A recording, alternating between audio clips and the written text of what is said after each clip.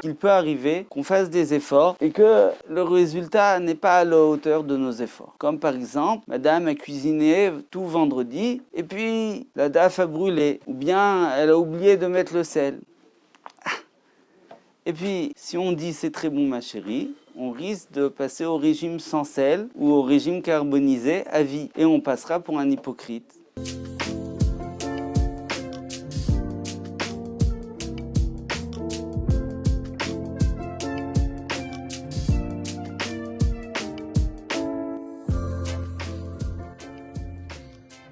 Parashat Vaikra. Dans cette paracha, nous commençons à parler des sacrifices.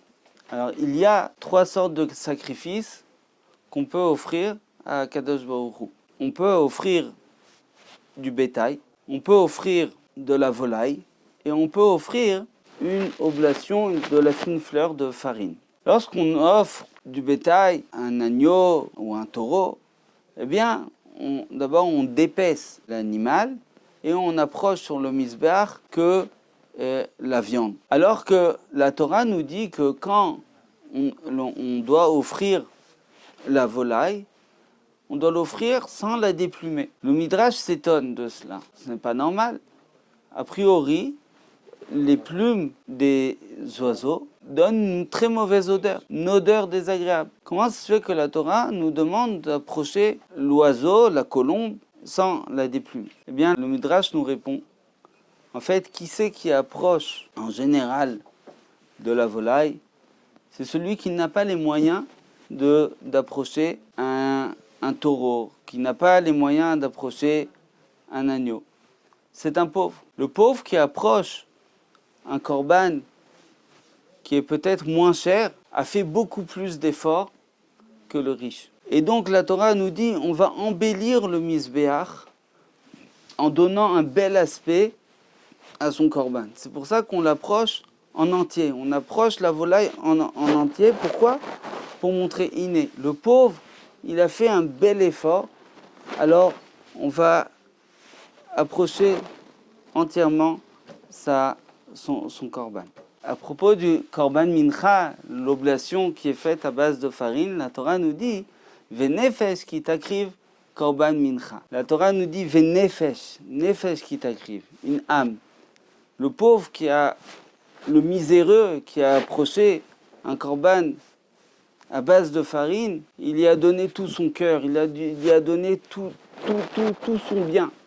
On considère qu'il a approché son âme. On voit ici que la Torah considère énormément l'effort que l'homme a mis dans son sacrifice, beaucoup plus que la valeur du sacrifice, que la valeur marchande du sacrifice. On peut apprendre d'ici 2 choses pour nous. Premièrement, quelquefois, on veut souvent offrir des cadeaux à notre conjoint à différentes occasions. Ça peut être un anniversaire, ça peut être pour les fêtes, et ça peut être juste comme cela parce qu'on aime son conjoint.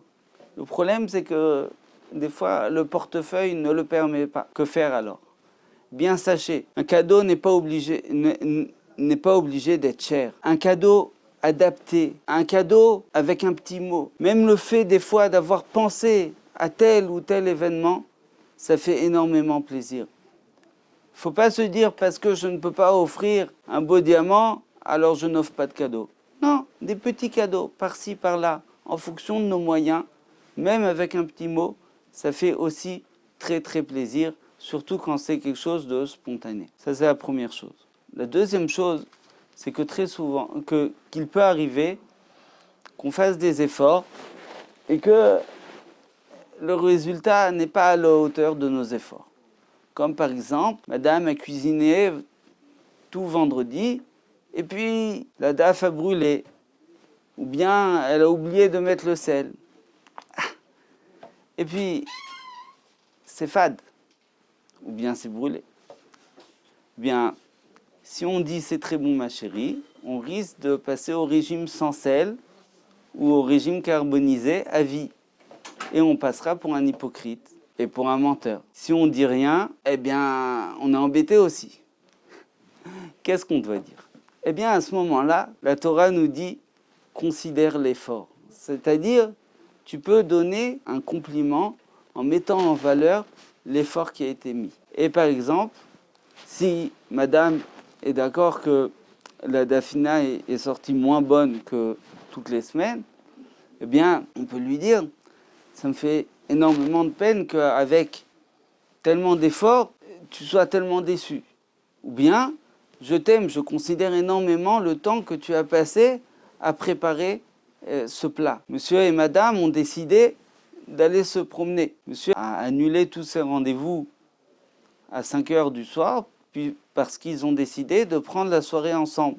Ils voulaient être à la maison à 7 heures du soir. Mais ce jour-là, tout le pays manifeste, il y avait des embouteillages. Il n'est pas à la maison avant 9 heures du soir. S'il y a deux solutions, ou bien madame fait la tête et lui dit « Waouh, tu arrives tard, tu fais jamais attention », ou bien il y a une autre manière de réagir, de dire « Waouh, je sais que tu as fait beaucoup d'efforts pour moi, ça me fait très très plaisir. Même si on a raté le restaurant, viens, on fait un petit tour ensemble parce que je t'aime, parce que je t'apprécie énormément. » Voilà. Be'atzlacha et Shabbat Shalom.